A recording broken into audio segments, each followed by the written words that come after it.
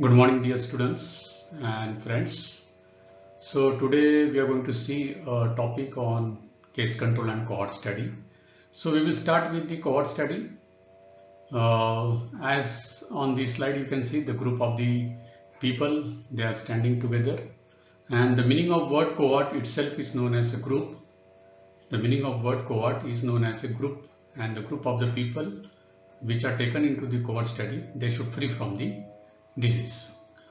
In other words, cohort study is also called as prospective study, cohort longitudinal study. It is also called as incidence study.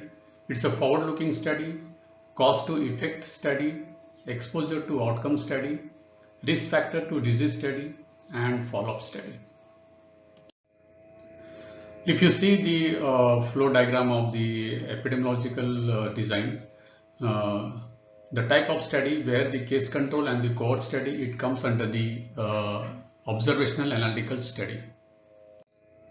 The main features of the cohort study is that the group which we are selecting from to do the cohort, they are free of disease, and cohorts are identified prior to the appearance of the disease. That means उसमें कोई प्रकार का disease नहीं होता है, और हम लोग जब उनको सिलेक्ट करते हैं तो उस समय उन्हें कोई डिजीज नहीं होता है. That is very important to select the group of the cohort. The study groups are observed over a period of time.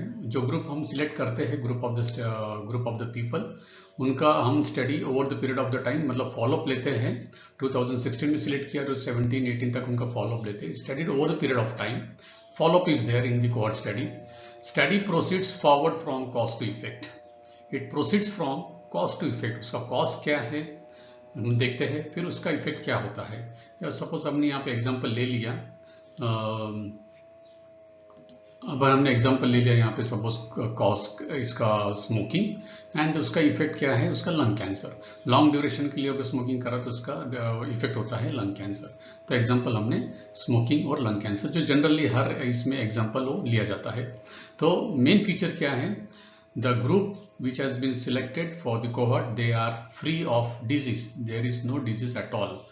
Prior to the appearance of the disease, we have selected the group. हमने जो group लिया है उसमें कोई प्रकार का disease नहीं होता है, and they are observed over a period of time. Follow up लिया जाता है, and the study proceed forward looking study, जैसे हमने देखा है, following that cause to effect. This is a block diagram of the cohort study, where I request all the students to kindly keep in your mind about this block diagram, which is very important when you are carrying the cohort study. So in this diagram, the most important, you will see that the time and the direction of the inquiries of the exposure or the inquiry of the disease, they both are in the same direction. That is very important. They both are in the same direction. The cohort group what we selected, the time and the direction of the inquiry are in the same direction.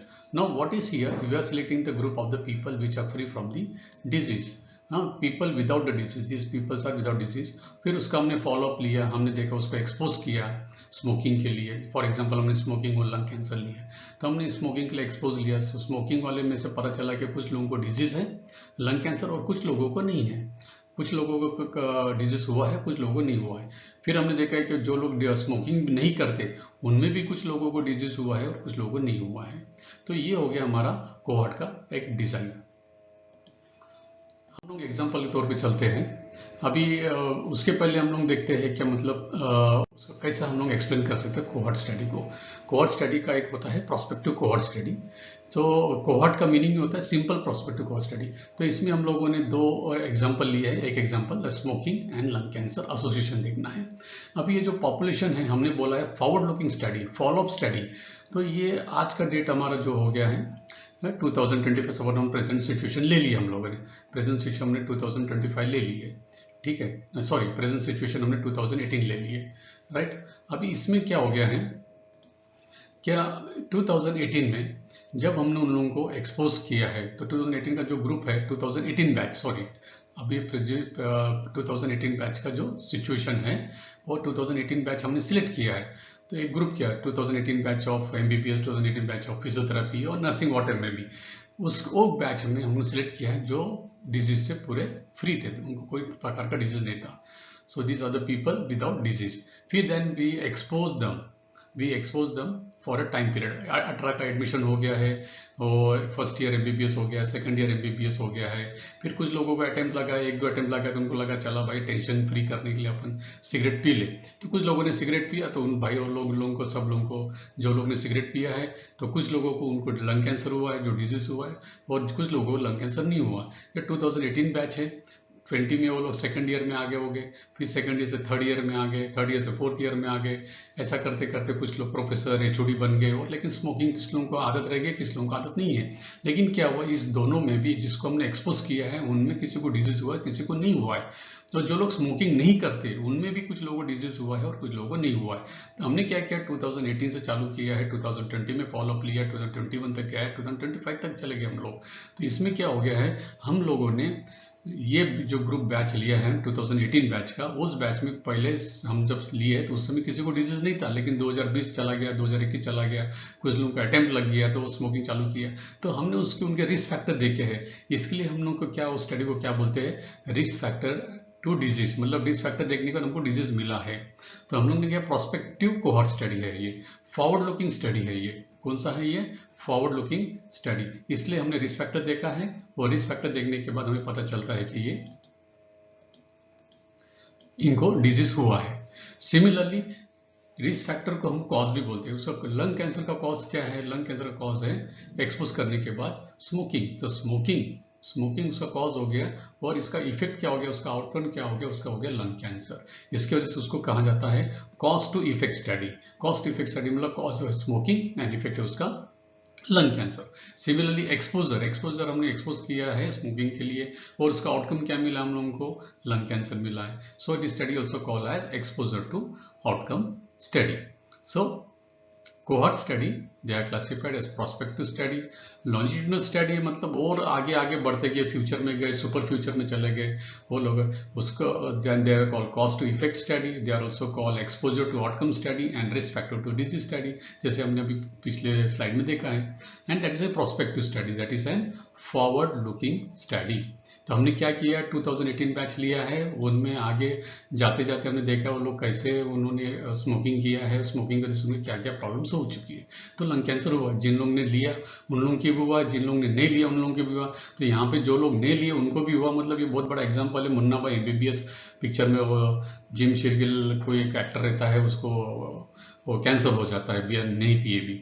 और ये तो इस प्रकार से इसको prospective cohort study. तो इसमें important क्या है, टाइम और डायरेक्शन ऑफ द इंक्वायरी है हमारा एक डायरेक्शन में जा रहा है. 2018 को चालू किया है, 2025 तक जा रहा है, 2021-25 तक जा रहा है. और टाइमिंग क्या है, टाइमिंग भी अपना उसी डायरेक्शन में जा रहा है. This is called prospective cohort study. अब कोहॉर्ट स्टडी के टाइप जो होते हैं, प्रोस्पेक्टिव कोहॉर्ट स्टडी होता है, रेट्रोस्पेक्टिव कोहॉर्ट स्टडी होता है, और मिक्स टाइप होता है. वो mix type of cohort study जो उसमें प्रोस्पेक्टिव होता है और रेट्रोस्पेक्टिव भी होता है. तो बहुत लोगों को थोड़ा ये समझने में बड़ा दिक्कत जाती है. सब लोगों को लगता है यार ये तो बेकार का हो गया, ये कुछ समझ में नहीं आ रहा है. लेकिन मैं इसको थोड़ा आपको एक छोटे से इसमें समझा सकता हूँ. तो रेट्रोस्पेक्टिव कोहॉर्ट स्टडी क्या होता है, रेट्रोस्पेक्टिव में क्या होता है, both exposure as well as outcome have occurred. मतलब तुम्हें एक्सपोजर और आउटकम, एक्सपोजर क्या है, रिस्क फैक्टर्स, एक्सपोजर क्या है, रिस्क कॉज है, एंड आउटकम इज द उसका आउटकम का मतलब होता है उसका इफेक्ट. तो दो have occurred. First we go back in time, time के हम पीछे जाते हैं, then only exposure into and take only exposure into consideration. जो expose वाले हैं उनको हमको consideration में लेना है. Then look for the development of the same disease in both exposed and the non-exposed. तो इसमें क्या क्या है, टाइम के साथ हम पीछे जा रहे हैं. Okay, first we go back in time and take only exposure into consideration and look for the development of the same disease in both exposed and non-exposed. तो इसमें मैं बड़े अच्छे एग्जाम्पल से और समझाता हूँ रेट्रोस्पेक्टिव कोहॉर्ट स्टडी क्या होती है. तो प्रोस्पेक्टिव कोहॉर्ट स्टडी का मतलब होता है समय के साथ चलना, समय से आगे चलना, समय के साथ चलना, समय के आगे चलना, इन सेम डायरेक्शन.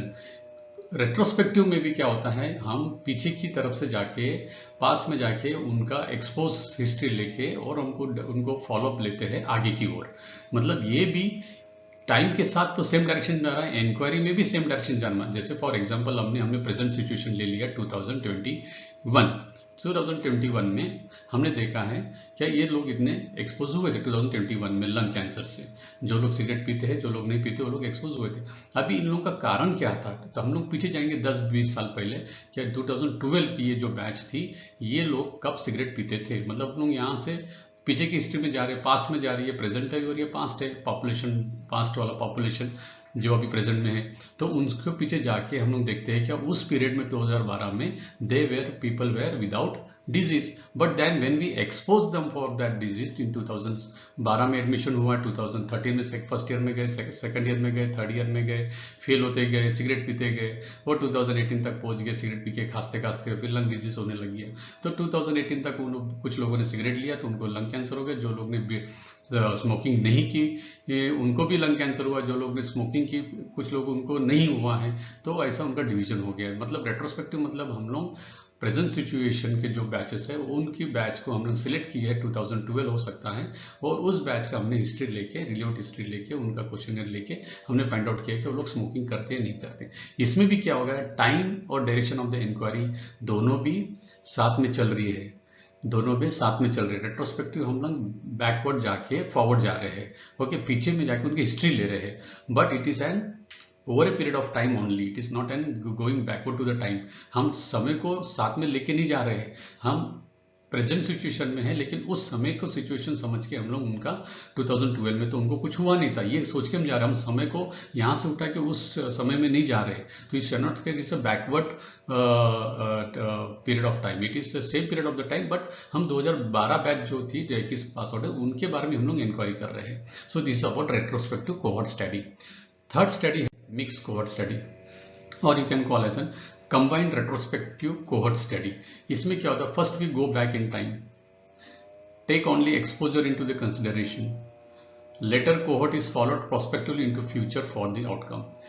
इसका मतलब वेरी सिंपल है। क्या हम लोग क्या कर रहे हैं इसमें, ये जो डायग्राम मैंने वो ड्रॉ किया है तुम्हारे लिए, और मेरी राइटिंग काफ़ी खराब है, लेकिन इस राइटिंग समझ में आ जाती है आराम से। अभी दोबारा मैंने वही डायग्राम लिया है, इसमें हमने देखा retrospective prospective cohort is a mix type of cohort. इसमें भी टाइम और डायरेक्शन ऑफ द इंक्वायरी दोनों भी साथ में चल रही है, दोनों भी एक ही दिशा में चल रही है। इसमें हमने क्या किया, अब बीच का पार्ट लीजिए आप, ये है 2021 प्रेजेंट सिचुएशन।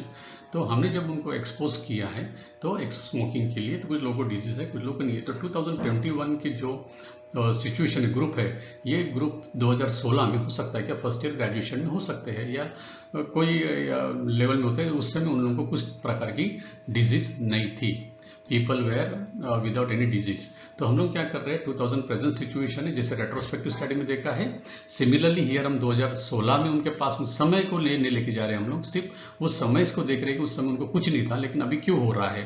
तो हम लोग पीछे से जाके उनका हिस्ट्री ले रहे हैं, उनका रिकॉर्ड चेक कर रहे हैं, उनको इंटरव्यू ले रहे हैं, उनको क्वेश्चनर पूछ के हम लोग उसको एक्सपोज कर रहे हैं। तो हम 2021 में एक्सपोज किया उन लोगों को, ठीक है। तो ये पीछे जाके आगे आए हम लोग, मतलब समय को तो साथ में लेके नहीं गए, लेकिन हम उस समय को जानकारी लेके हमने उनको पूछा है। फिर यहाँ पे एक्सपोज करने के बाद हमने देखा 2021 हमारा आज का सिचुएशन, प्रेजेंट सिचुएशन, फिर उसको हमने 10 साल और फॉलोअप लिया, 10 साल लिया, 15 साल लिया, या तो 5 साल लिया। फॉलोअप लेने का पता चला कि उन लोगों को डिजीज है, किसी को डिजीज हो रही, जो स्मोकिंग कर रहे हैं, जो उनको लंग कैंसर हुआ है, जो स्मोकिंग कर रहे हैं उनको लंग कैंसर नहीं हुआ है, कुछ लोगों को, कुछ लोग जो स्मोकिंग नहीं कर रहे फिर भी उनको लंग कैंसर हुआ है, जो नहीं कर रहे फिर भी उनको नहीं, कुछ लोगों को नहीं हुआ है। तो हम लोग फॉलोअप ले रहे हैं, मतलब यहाँ पे हम लोग पीछे जाके उनकी हिस्ट्री ले रहे हैं और उससे पता चल रहा है, एक्सपोज कर रहे हैं, रेट्रोस्पेक्टिव हो गया। फिर यहाँ आने के बाद, प्रेजेंट के बाद हम लोग और पास्ट में फ्यूचर में जा रहे हैं, हम लोग फ्यूचर में देख रहे हैं कि 10 साल के बाद वो लोगों को लंग डिसीज होएगा कि नहीं, मतलब फॉलोअप ले रहे हैं। तो ये प्रोस्पेक्टिव हो गया। So this diagram which is called as prospective retrospective prospective study, cohort study, okay. यहाँ से 2020-21 की बैच पास आउट हो गई है, वो पहली फर्स्ट ईयर में 2016 में थे, इसकी वजह से उस समय उनको कोई प्रकार का डिजीज नहीं था। जब हमने एक्सपोज किया तब हमें पता चला उनको डिजीज है, और उनका फॉलोअप लेने के बाद हमें पता चला कि लॉन्ग फॉलोअप लेने के पता चला कि उनको डिजीज हो रही है, हो गई है। तो ये हो गया फॉलोअप, ये हो गया प्रोस्पेक्टिव। तो ये डायग्राम में हमें क्या मिल रहा है, हमें मिल रहा है रेट्रोस्पेक्टिव, पीछे जाके उनकी हिस्ट्री लेके हमें पता कर रहे हैं और जब उसका आगे में हम फॉलोअप ले रहे हैं, and that is what is also called follow up study, it is called follow up study. तो स्टडी करने के बाद 10 का पता चल रहा है कि उन लोगों को डिजीज हो गई है, कुछ लोगों को हुई, कुछ लोगों को नहीं हुई। तो स्टूडेंट्स, मैं तुम्हें सब लोगों को ये बताना चाहता हूँ कि ये जो डायग्राम है, ये फ्लो डायग्राम, ये बहुत इंपॉर्टेंट डायग्राम है, बहुत इंपॉर्टेंट डायग्राम है। जो लोग भी कोहॉर्ट स्टडी करते हैं, बेसिकली फिजियोथेरेपी में मैक्सिमम टाइम कोहॉर्ट और केस कंट्रोल स्टडी किया जाता है, तो ये diagram is very very important to you. I hope that everyone has understood what is prospective study, what is retrospective study and what is mixed type of cohort study. ठीक है, तो मैं और एक बार रिपीट करता हूँ, कोहॉर्ट का मतलब होता है ग्रुप, और जो ग्रुप हम सिलेक्ट करते हैं वो फ्री ऑफ डिजीज होना चाहिए। प्रोस्पेक्टिव का मतलब होता है हम फॉलोअप ले रहे हैं, हम फ्यूचर में देख रहे हैं, छोटा फ्यूचर, लंबा फ्यूचर, बहुत लंबा फ्यूचर, सुपर फ्यूचर जो बोलते हैं, उसको फॉलोअप ले रहे हैं, उसको बोलते हैं प्रोस्पेक्टिव स्टडी। और रेट्रोस्पेक्टिव हम पीछे से जाके उनकी हिस्ट्री ले रहे हैं, लेकिन टाइम और डायरेक्शन ऑफ द इंक्वायरी हमेशा सेम डायरेक्शन में होती है। ये बहुत इंपॉर्टेंट है। हम लोग समय को साथ में उठा के उसको पीछे नहीं रख रहे हैं, हम लोग सिर्फ पीछे जाके उनके हिस्ट्री ले रहे हैं, उनको एक्सपोज करते हैं प्रेजेंट में, और फ्यूचर में देखते हैं उनको डिजीज हो रही कि नहीं हो रही। तो इस वजह से आधा रेट्रोस्पेक्टिव होता है और prospective, so it is called mix type of cohort study. Okay, so prospective cohort study, retrospective cohort study and the mixed cohort study. I hope everyone had understood. Now जब हम cohort study करते हैं तो उसके कुछ steps होते हैं, 5 steps होते हैं। तो 5 स्टेप पहला देखता है, पहला स्टेप से हमारा सिलेक्शन ऑफ सब्जेक्ट, हम लोग सब्जेक्ट कैसे सिलेक्ट करना चाहिए। इस सब्जेक्ट कैसे, हमने कहा था कि कोहॉर्ट का मतलब होता है group of the people which are free from the disease before appearance of the disease. हम लोग लेते हैं, मतलब हमको मालूम है कि उनको कोई डिजीज नहीं है, लेकिन डिजीज होने वाली है आगे में, तो जनरल पॉपुलेशन है।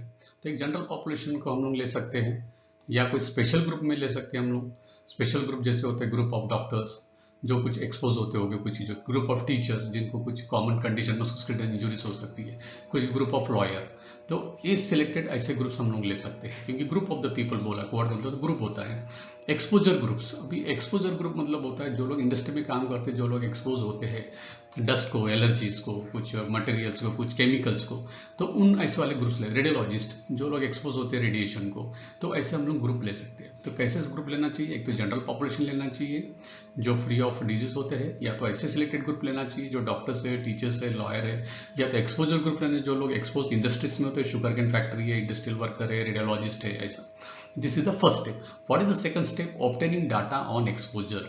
सो अभी हमको एक्सपोजर करना है, जो ग्रुप हमने लिया है, तो कैसे एक्सपोज करना है। एक तो हमको पर्सनल इंटरव्यू लेना है, जैसे हमने रेट्रोस्पेक्टिव में देखा है कि 2021 में उनको तो एक्सपोज किया है, लेकिन एक्सपोज किया तो हमने पास में जाके उनको पूछा है कि भाई तुम लोग जब फर्स्ट ईयर में थे तब तुम क्या सिगरेट विगरेट पी रहे थे क्या नहीं, तो कोई तो इतना सिंसियर नहीं को बताएगा हाँ या नहीं।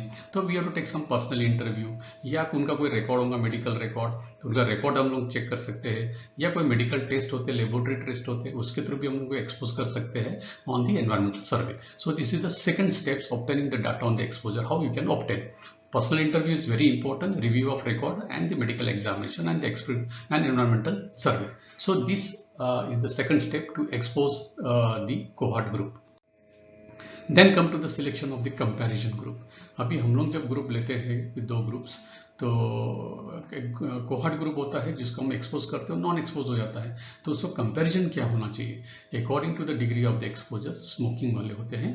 दूसरा एक्सटर्नल कंपैरिजन होता है with the radiologist cohort with the ophthalmologist. ये दो कंपैरिजन ग्रुप होना चाहिए। तो इंटरनल कंपैरिजन होता है, internal comparison according to the degree of the exposure, and external comparison होता है cohort of the radiologist with the cohort of the ophthalmologist. मतलब एक तो एक्सटर्नल ऐसे मतलब जो ग्रुप होते हैं रेडियोलॉजिस्ट, ऑप्थेमोलॉजिस्ट, टेक्निस्ट ऐसे हो गया। डिग्री ऑफ द एक्सपोजर जो 2 बंडल सिगरेट पीता है, 3 बनता है, 4 पीता है, वो इंटरनल कंपैरिजन होता है। फिर चौथा स्टेप्स होता है फॉलो, पीरियोडिकल मेडिकल एग्जाम, उनका फॉलोअप रखना बहुत जरूरी होता है, उनका फॉलोअप रखना जरूरी होता है। एंड 5वां स्टेप है उसका एनालिसिस। तो हमने क्या देखा है, selection of the cases, selection of the control, selection of the cases, sources of the cases कैसे होना चाहिए, कौन से ग्रुप से लेना चाहिए, फिर selection of the comparison group होना चाहिए, फिर उसका फॉलोअप होना चाहिए, और फॉलोअप होने के बाद how to analyse. Analysis is very also important. Here we can see the analysis. Here we are using the 2x2 table. 2x2 मतलब 2 पोल घर के और 2 पोल बाजू के, मतलब 2 रोज और 2 कॉलम्स। ये 2 कॉलम हो गए, हाँ, और ये 2 रोज हो गए। तो ये दो रोज हो गए, इसको हम लोग नहीं गिनते हैं ना, और इसको भी हम लोग नहीं गिन सकते हैं। तो ये 2x2, इसको बोला जाता है 2x2 table, 2x2 table which is use for the cohort study और सिंपल प्रोस्पेक्टिव कोहॉर्ट स्टडी। तो इसमें क्या होता है, हमारे टोटल पार्टिसिपेंट्स कितने हैं, 100 है। 100 में से हमारे 50 डिजीज है और 50 नॉन डिजीज है। तो 50 डिजीज में से कितने लोग एक्सपोज हुए, सपोज 40 हो गए हैं एक्सपोज और 10 नॉट एक्सपोज हुए हैं। फिर डिजीज एब्सेंट कितने लोगों में है, हो सकता है 45 में डिजीज नहीं है और 5 में डिजीज है, नाइदर एक्सपोज और नॉट डेवलप्ड डिजीज, और टोटल इतना हो गया, ये 50 हो गया, ये 50 हो गया। तो ये हमारा एक 2x2 का टेबल है। तो इसमें हम लोग इंसिडेंस रेट कैसे देखेंगे, क्योंकि इंसिडेंट रेट देखा जाता है क्योंकि ये फॉलोअप स्टडी है।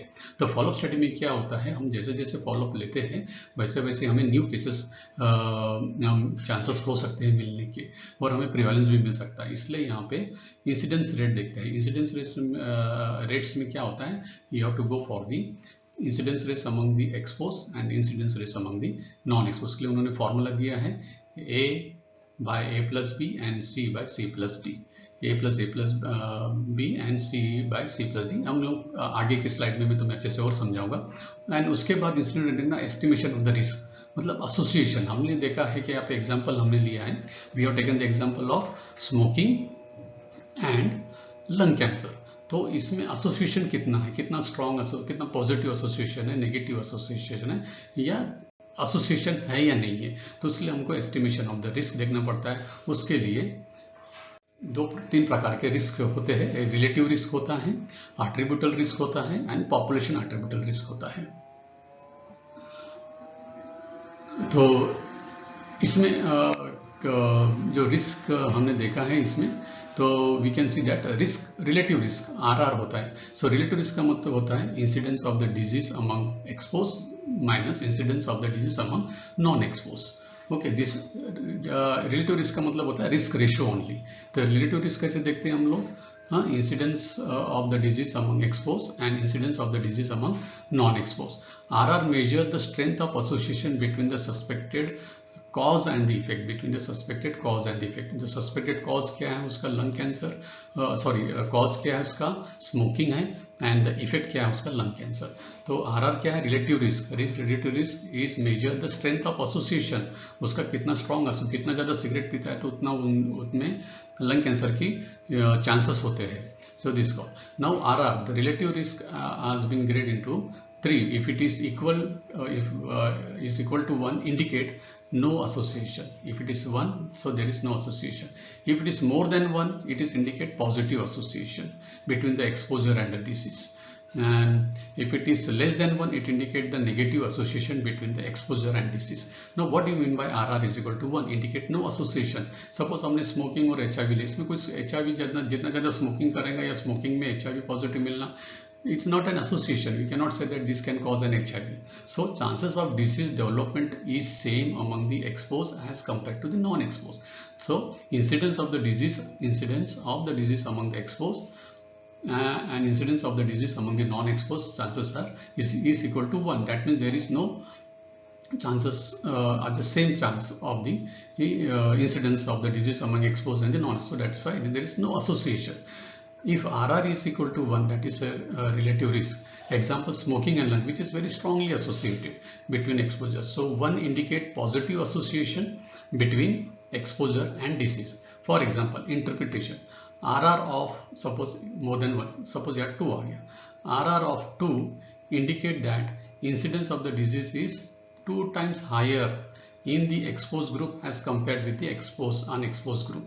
मतलब जो RR वैल्यू है, रिलेटिव रिस्क और रिस्क रेशियो है, उसका इंडिकेट करता है। अगर 2 आता है तो what is this indicate, the incidence of the disease is 2 times higher in the expose group. Expose group में हायर होता है then compare with the unexpose group. Similarly RR is less than 1 indicate negative association between the exposure and the disease. For example, vitamin A intake and the epithelial cancer. So chances of the disease development is less among the exposed as compared to the non-exposed group. So if it is less, there is a negative relation. So there is chances is very less. So that is the RR value. RR value is equal to 1. No association. RR more than 1. Positive association. RR less than 1 is negative association. तो हम लोग क्या करते हैं, इसमें हम लोग देखते हैं रिलेटिव रिस्क इंसिडेंस रेट देखते हैं by using the formula which is given in the previous slide. And relative risk का फॉर्मूला क्या है, incidence of the disease among exposed by incidence of the disease among non exposed. RR क्यों देखा जाता है, to see the strength of association, whether it is a positive association, whether it is a negative association और there is no association at all. So ये relative risk दिखा जाता है। So we see the relative risk here. So for example here I can show you one again how the incidence RR value is calculated. So जैसे मैंने formula use किया है, उस formula के हिसाब से A by A plus B and B by C plus D. So in that we can see 80 by 40. So total participants were the 100 out of 100, 60 were total diseased and 60 were non-diseased. ये लोगों को disease नहीं थी और इन लोगों को disease थी। और जितने लोगों को 60 लोगों को डिजीज थी उसमें से कितने लोग एक्सपोज स्मोकिंग कर रहे थे, उसमें से 40 लोग स्मोकिंग कर रहे थे, उनको डिजीज मिली। जो लोग स्मोकिंग नहीं कर रहे थे उनको भी डिजीज मिली है टेम्पटी का।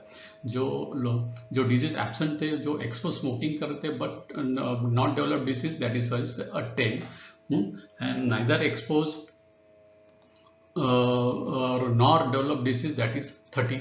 मतलब ना ही स्मोकिंग कर रहे थे और उनको डेवलप डिजीज नहीं, that 30। So total participants were 100 out of which total expose were 50 and total non expose were 50। So ये इक्वल पार्टिसिपेंट्स हो गए हैं। तो इसमें हमने अगर इंसिडेंस रेट का फॉर्मूला यूज किया and we calculate the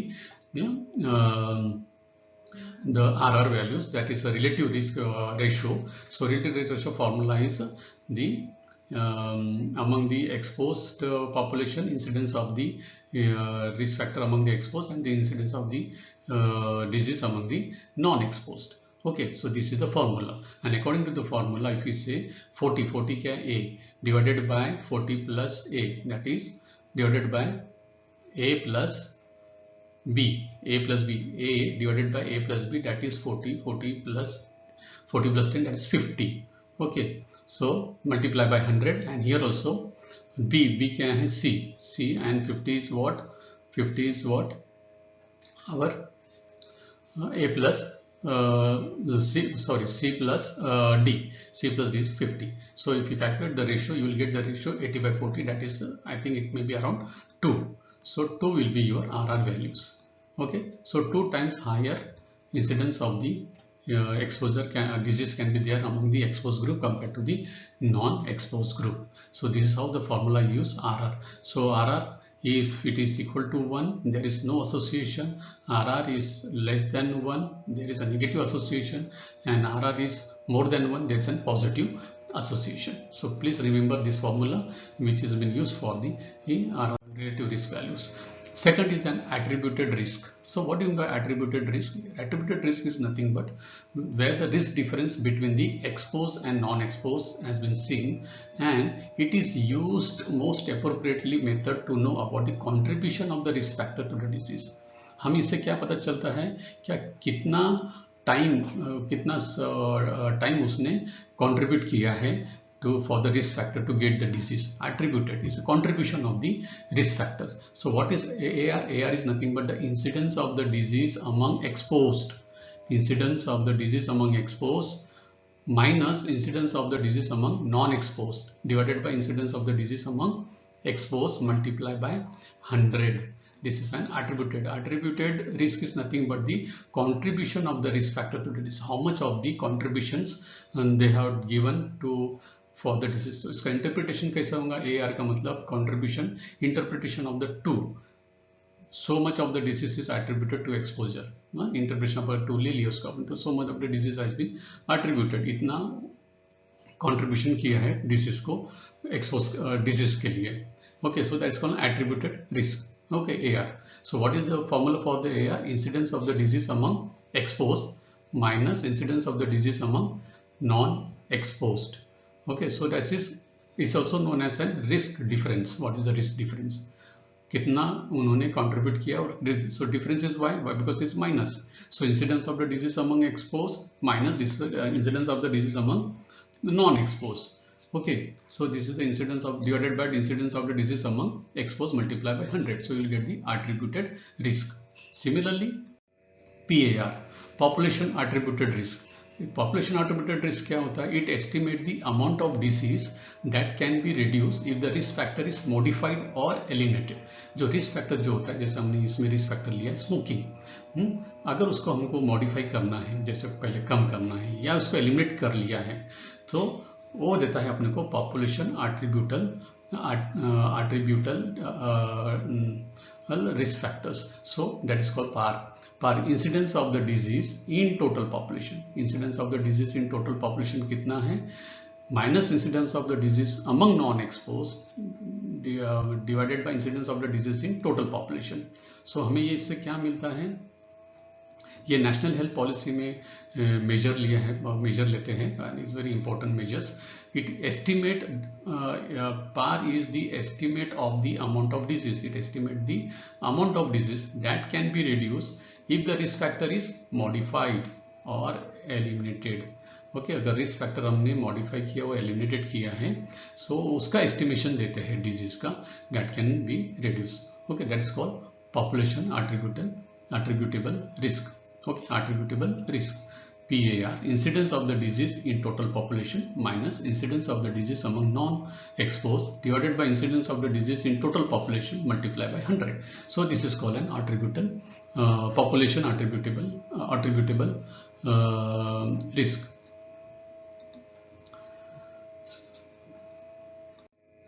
What are the advantages of the cohort study?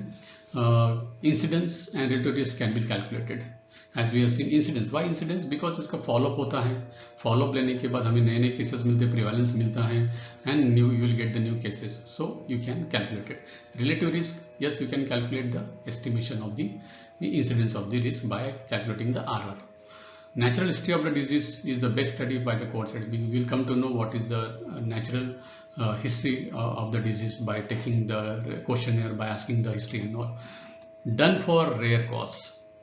अभी रेयर कॉज का मतलब होता है, ये डिजीज नहीं है, रेयर कॉज का मतलब है क्या इसका कारण हो सकता है, इसका एक्सपोजर क्या हो सकता है. It's done for the rare cause. अभी इसमें रेयर कॉज का मतलब क्या होता है, इसमें हम लोग सपोज 2016 में हमने ये केस ले लिया है और हमें पता चला है क्या इसका कॉज, फॉलोअप ले रहे और इसका कॉज हमें कुछ मिल ही नहीं रहा है, या तो फिर हमने 2016 में उनका चालू किया है कॉज के लिए और उसका फॉलोअप 2020, 30, 40, 50, 60 में ले रहे और पता चला है कि इसका कुछ कॉज ही नहीं मिल रहा है या उसको कोई डिजीज नहीं मिल रही है हमें, तो उसका कोई मतलब नहीं रहेगा. So it is done for rare cause. It is useful only for the chronic disease. जो डिजीज अगर आइडेंटिफाई होती है then it can use for the chronic disease, and there is no recall bias. Okay, as we go backward also in the retrospective study, we can just get the information by getting the questionnaire form or by getting the interview through the sample itself. So there is no recall bias. Okay, so this advantages क्या है? Incidence and the relative risk can be calculated. It is done only for the rare cause. अगर बहुत cause find out करना है, 1 साल गया, 2 साल गया और बाद में पता चला कि इसका ये कॉज है, तो रेयर टू रेयर कॉज के लिए यूज हो सकता है. What are the disadvantage? It is unsuitable for the rare disease, है ना, unsuitable for the rare disease. अभी हम लोग उसको फॉलोअप ले रहे हैं, 2016 से चालू की है, 2020, 30, 40, 50, 60 तक पता चल रहा है और बाद में पता चल रहा है कि भाई इसको एक डिजीज हुई है. इतना स्टडी करने के बाद पता चलता है कि उसको एक रेयर डिजीज की वजह से हुआ, तो उसका कोई मतलब नहीं होता है क्योंकि उसमें फॉलोअप नहीं होता है, कंटिन्यूशन में नहीं आता है और टाइम बहुत चला जाता है, एंड उसका ये डिसएडवांटेज है. So it is very expensive, time consuming and lost of follow up. हम लोग 10 साल, 20 साल, 30 साल की स्टडी नहीं कर पा सकते हैं क्योंकि रेयर डिजीज के लिए it's very difficult to keep the follow-up. So that is a disadvantage of the cohort study. So this is about the cohort study. So what we have seen, just I will summarize. We have seen what is the cohort study. It is a prospective cohort study and it is a follow-up study. It is from the exposure to the outcome. It is what example we have taken. The example was smoking and the lung cancer, and then there are different type of the cohort study. One was the prospective cohort study, second was the retrospective cohort study, and third was the mixed type of the cohort study. Prospective cohort study, follow-up study, over a period of the time we go forward, then we expose them in the some year. Then retrospective study, हम लोग present situation में रहते हैं, present situation से उनके past का हम लोग उनको पूछते हैं और पूछने के बाद फिर हम लोग सामने उनका फॉलोअप लेते हैं so that is called retrospective. Mix बोलने से हम लोग बीच में रहते हैं, हम लोग सेंटर में रहते हैं, हमारा जैसे अपकमिंग ईयर है 2021 और उनका पास्ट की हिस्ट्री रिलेटेड रेट्रोस्पेक्टिव होता है, फिर फॉलोअप लेते हैं आगे में 10 साल के लिए, वो प्रोस्पेक्टिव होता है। इस वजह से इसमें दोनों चीजें आ गए, retrospective and the prospective cohort study. फिर उसके लिए हमने क्या किया है एंड स्टेप्स क्या लिए हैं, कैसे केसेस लेना चाहिए, फिर केसेस लेने के बाद कैसे कंट्रोल होना चाहिए, selection of the control group, selection of the cases, sources क्या होना चाहिए केसेस के लिए, ये होने के बाद फिर उनका एनालाइज कैसा करना चाहिए। So analysing by using the steps 2x2 table and then we will go for the incidence rate. उसकी RR वैल्यू निकालनी है। RR value is nothing but the incidence of the disease among the non-exposed by the divided by again the same formula, and by using the formula you will get the RR value. RR value is equal to 1. It should indicate that there is no association. RR value is more than 1, it shows there is an positive association, and RR value is it is less than 1, it shows the negative relations. So this is about the RR value, and again the RR value has been got the population attributable risk factors and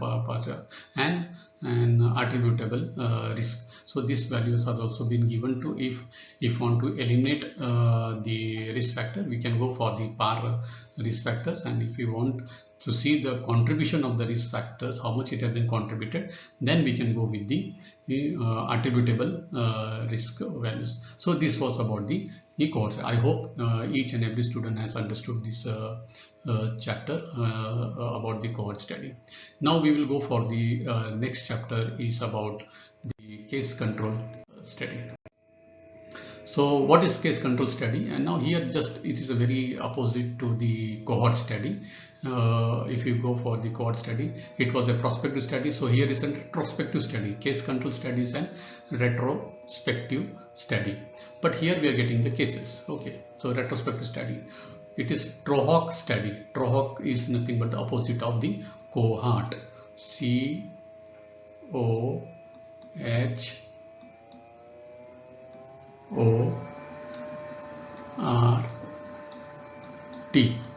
तो इसका जो opposite है वो ट्रोहॉक study हो गया है। It's a backward looking study. हम लोग पीछे जाते हैं एंड देन पीछे की तरफ से हम लोग जब एक्सपोज लंग्स अगर सपोज किसी को डिजीज हो गई है तो क्यों हो गई, क्या कारण है, वो हम लोग मालूम करते हैं। It is an effect to cause disease. Effect क्या होता है, हमने जैसा लिया है लंग कैंसर, उसका कॉज फाइंड आउट करते हैं, इफेक्ट टू कॉज डिजीज। इसमें आउटकम क्या है, लंग कैंसर। अपने एग्जाम्पल जो लिया है, एक्सपोजर क्या है, स्मोकिंग। तो this here we are going opposite outcome to exposure study, disease to risk factor study. What are the main feature of this case control study? Both exposure and outcome have occurred before the start of study. हम लोग जब starting cohort study में क्या होता है, before the start of study the people the group है free from the disease. इसमें क्या होता है, एक्सपोजर एंड आउटकम है ऑकर्ड, उनको ऑलरेडी डिजीज हो जाती है before the start of the disease. तो हम लोग ग्रुप लेते हैं जिसमें उनको डिजीज होती है। Study proceeds backward from the effect to cause. हम लोग को स्टडी को क्या करते हैं, प्रोसीड करते हैं बैकवर्ड फ्रॉम इफेक्ट। इफेक्ट क्या हो, सपोज लंग कैंसर ले लें, लंग्स का कैंसर हो गया है, उनका कॉज ढूंढने के हम लोग पीछे जाते हैं। Uses a control group to support and interference. जब भी हम लोग केस कंट्रोल स्टडी लेते हैं तो उसके साथ में अपना control group, same control group लेना पड़ता है। इसमें जो कंट्रोल ग्रुप लेते हैं they should have the matching with the case group. तो मैक्सिमम टाइम हमको कंफ्यूज हो जाता है कि ये केस है या कंट्रोल है। कंट्रोल ग्रुप सेम मैचिंग होना चाहिए, मैचिंग पेयर होना चाहिए। तो हम लोग आगे बढ़ते हैं इसमें। नाउ अगर हम लोग ये डायग्राम देखते हैं और पहले का कोहॉर्ट डायग्राम देखते हैं तो इसमें जो मेन फीचर्स है, हमने जैसा बोला exposure and effect are at the starting. ये जो एक्सपोज है, people with the disease and people without disease, control group हमको स्टार्टिंग में ही मिल गया पॉपुलेशन में।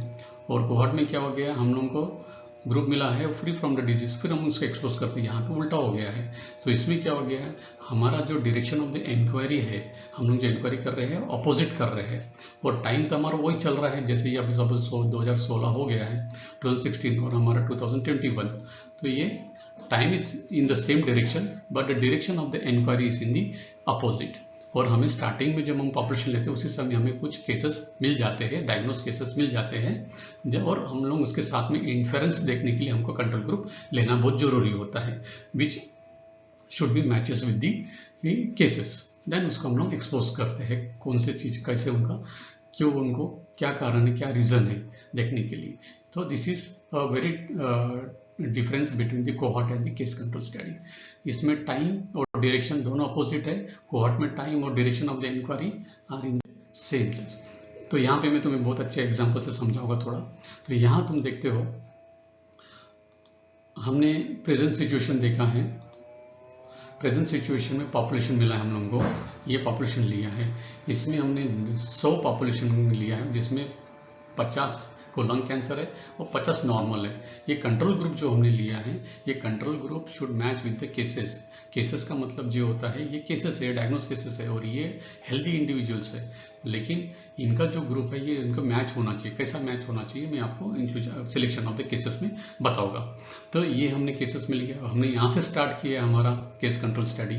हमें कुछ 50 केसेस मिले हैं, 50 कंट्रोल मिले। फिर कंट्रोल में हमने देखा है कितने लोग स्मोक करते हैं, कितने लोग नहीं करते हैं। तो ये 5 लोग स्मोक कर रहे हैं और ये 45 लोग नॉन स्मोकिंग कर रहे हैं। इसमें भी 40 लोग स्मोकिंग कर रहे हैं केसेस में जो एक्सपोज हुए हैं, और जो 10 है जो नॉन स्मोकिंग कर रहे हैं। So direction of the inquiry is in the this direction, but this is the present situation 2021 और ये पास्ट हो गया 2016 में चले गए हम लोग। टाइम तो हमारा एक ही डायरेक्शन में जा रहा है लेकिन इंक्वायरी हमारा अपोजिट डायरेक्शन में जा रहा है। So this is called case control study protocols. Case control study protocol design in this way.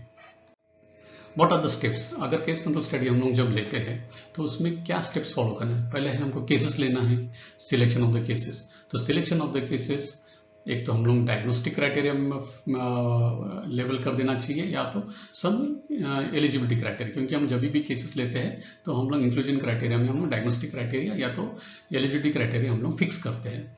Sources कहाँ से होना चाहिए? सोर्सेज एक तो हॉस्पिटल अगर केसेस लेना है तो, या general population they are having some problems in the general community, so general population ले सकते हो।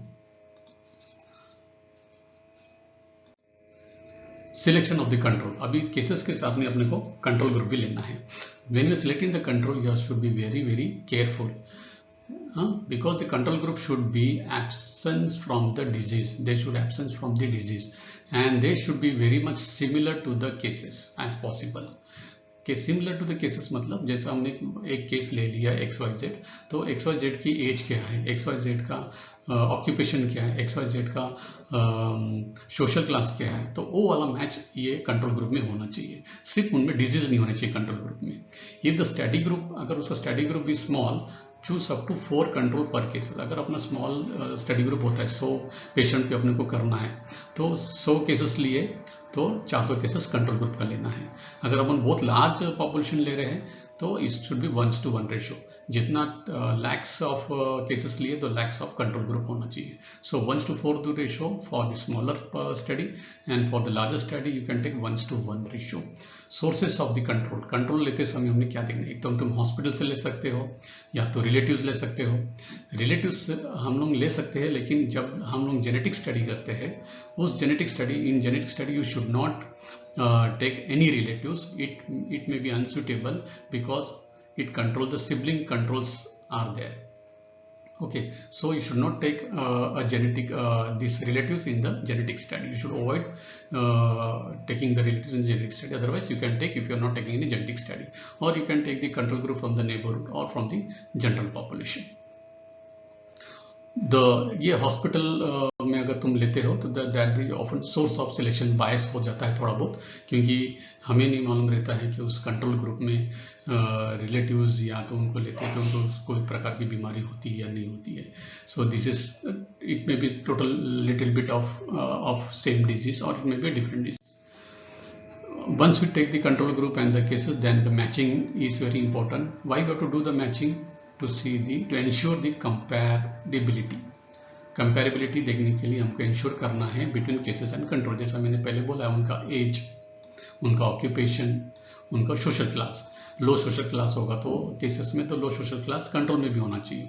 ऑक्यूपेशन अगर सेम हो तो इसमें भी ऑक्यूपेशन हो गया तो कंपेरेबिलिटी के लिए बहुत अच्छा होता है, इसलिए मैचिंग करना जरूरी है। तो मैचिंग किस टाइप के होते हैं? एक ग्रुप मैचिंग होता है, either you can go for the group matching or either you can go matching in the pairs, 1:1 का भी पेयर मैच कर सकते हैं, सेम एज का कंट्रोल ग्रुप, सेम एज का case group. So matching in the pair और group matching, जैसे हमने 10 ईयर्स से लेके 70 ईयर्स का लेके हमने सैंपल लिया है, तो 10 to 20 का एक ग्रुप लिया है केसेस में, तो 10 एज to 20 ईयर्स का कंट्रोल में भी लेना चाहिए, this is called age matching.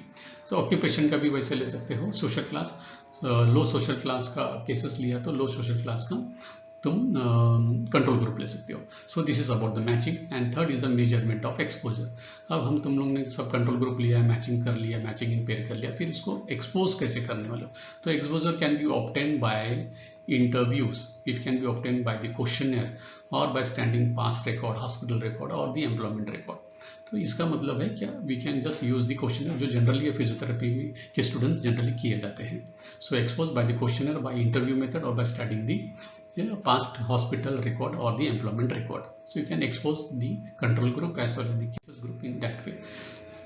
Then finally we'll come to the analysis of your work done। Again here also you have to use 2x2 table। This table is called 2x2, 2 columns and 2 rows, 2 column and 2 rows in next diagram, yes here। So now here again the same thing, that we have taken the 100 sample participants and out of which 50 were diseased and 50 were non-diseased, okay, and out of that 50 कितने expose हुए, कितनों को disease हुए, कितने expose नहीं हुए हैं, not expose but they developed the disease. Similarly where the control group is there, where they are smoking but they not develop any disease, they are 5, and they neither smoke or neither develop disease at 45। so this is the data, the sample we are taking। उसमें हमको देखना है exposure rate.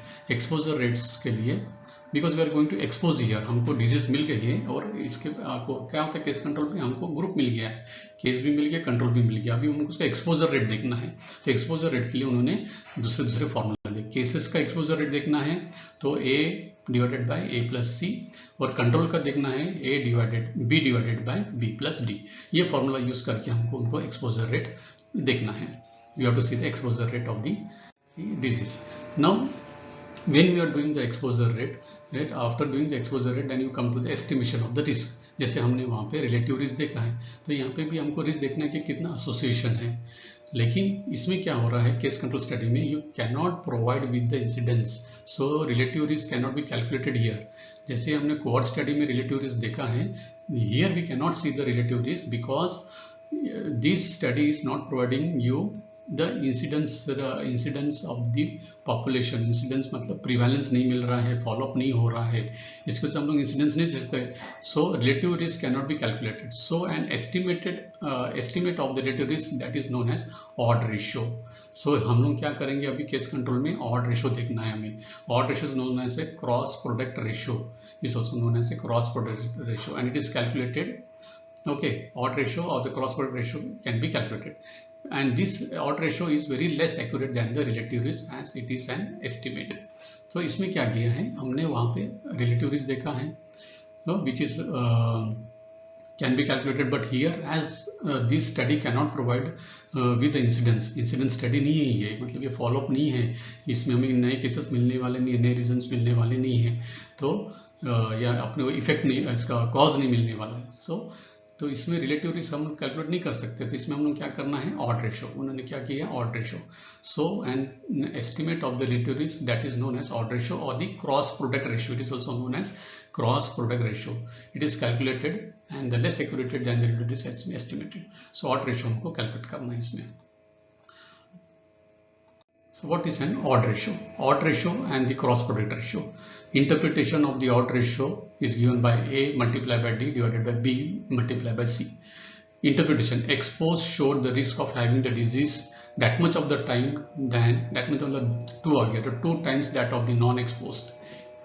Indicator of the increased risk of the disease is predisposed population. So odd ratio is just to estimate the relative risk, not to calculate the relative risk. Okay. Odd ratio is just to estimate the relative risk. It is not for the calculation of the relative risk because there is no incidence study. It is similar to the relative risk. We can say it is similar to the relative risk. So odd ratio का formula देख लिया हमने। Similarly जैसे RR की values देखे हैं, इसमें भी सेम चीज है। ऑड रेशो अगर एक से ऊपर आता है, more than 1, so that is called positive association. So many times odds that cases were exposed to a risk factor is more to the odd that the control were exposed. So many times that odd, 2 times 3 times, अब यहाँ से एक से ऊपर है 1 time या more than 1 time, so more than 1 time odd of the cases were exposed to find out the risk factor, which is more to the odd that control were exposed. So this is a positive association.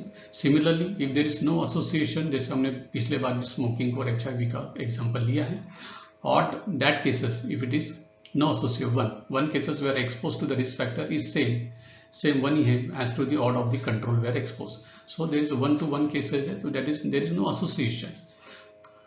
If odd ratio is less than 1, that is called a negative association. So how many times of the negative odds are there that causes that cases were exposed to the risk factor is less than the odd that to the control were exposed.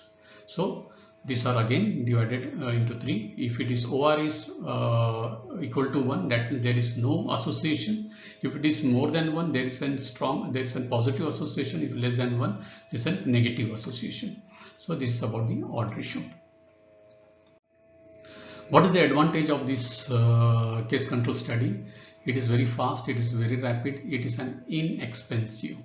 Okay, inexpensive because इसमें follow up नहीं ले रहे हैं, बहुत time नहीं लग रहा है, ये नहीं। Suitable to investigate the rare disease, हमको केसेस स्टार्टिंग में मिल जाती है, तो हमको रेयर डिजीज भी स्टार्टिंग में पता चल जाता है। कोहॉर्ट में क्या होता है, हमको फॉलोअप रखना पड़ता है 10 साल 20 साल 30 साल, तो रेयर डिजीज मिलना मुश्किल है। Risk factor can be identified, या रिस्क फैक्टर भी जल्दी मिल जाता है। Okay, there is no ethical problem, हम लोगों के ऑलरेडी हमारे पास केसेस है, हम तो अभी केसेस को ना कोई दवाई दे रहे हैं ना इंजेक्शन दे रहे हैं, हमको सिर्फ फाइंड आउट करना है कितना क्या उसमें रिस्क फैक्टर्स क्या है, कैसे है। So this is there is no ethical problem, investigation of the long latent period. So this is advantages. Disadvantage क्या है, selection of the appropriate control में भी डिफिकल्ट। कंट्रोल ग्रुप जो हमको लेना है केसेस के साथ में, वो थोड़ा डिफिकल्ट जाती है। जैसा मैंने बोला कि हमको मैचिंग करनी पड़ती है, मैचिंग पेयर लेना पड़ता है 1:1 का। फिर और कंट्रोल ग्रुप कितना लेना चाहिए, 1:4 लेना है। अगर स्मॉल ग्रुप स्टडी कर रहे हो तो, लार्जर कर रहे हो तो 1:1 रेशो ले रहे हो। Okay, incidents can not be measured here, incident because follow up नहीं है, हमारा स्टडी फॉलोअप जा नहीं रहा है, तो फॉरवर्ड लुकिंग स्टडी नहीं है, इसकी वजह से इंसिडेंट्स प्रिवेलेंस न्यू केसेस नहीं मिलते, it can not be measured. So this is a disadvantage of the case control study. So all dear students, so we have completed with the cohort study and the case control study. So I hope that each and every student have understood about this case control and the cohort study, because this is the type of the cases, or this is the type of the study generally the physiotherapy student they look forward to conduct such type of the cases, either the case control study or the cohort study. Thank you so much. If any problem is there, just you can put in the chat and we can I can solve your problems. So thank you so much for listening to this lecture. Most probably I will forward you some of the Google form questionnaire based on this topic, and just you have to answer this Google form through Google form, and I will let you know the responses of the student. Thank you so much. Best wishes for your thesis. Good luck.